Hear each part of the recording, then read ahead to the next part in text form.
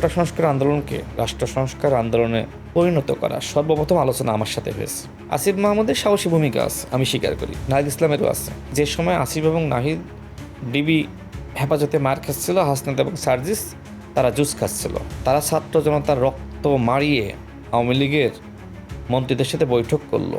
এ নিয়ে কোনো আফসোস আছে? সংসদে দাঁড়িয়ে এমন এমন কথা বলে মনে হয় যে গণ অভ্যুত্থানে তারা মহানায়ক ছিল। ছাত্রলীগের একটি গ্রুপকে নিয়ে সেই বিনিয়ামিন মোল্লাকে এক প্রকার ঘাড় ধাক্কা দিয়ে শহীদ মিনার থেকে বের করে দেয়। হাসনাত এবং সার্জিস শুরু থেকেই আওয়ামী লীগের এজেন্ট হিসেবে গণ অভ্যুত্থানে বা কোটা সংস্কার আন্দোলনে তারা ছিল।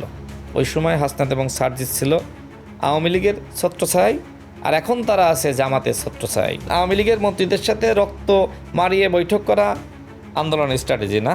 মাননীয় প্রধানমন্ত্রী তিনি গণ অভ্যুত্থানের সময় দায়িত্বশীল ভূমিকা রেখেছেন।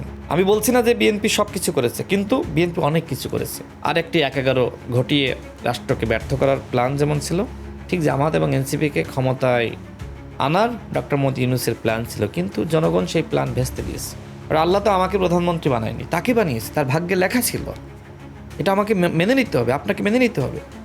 এই বাংলাদেশে যদি গণ অভ্যুত্থান না হইতো তাহলে তো সাদিক কায়েম ছাত্রলীগের সভাপতি থাকতো। জামাত শিবিরের এখনকার রাজনীতি মানুষ খাচ্ছে না, কারণ তাদের মুনাফিকে মানুষ বুঝে ফেলিয়েছে। জামাত ইসলাম মুখে সরিয়া আর ভিতরে ফরিয়া।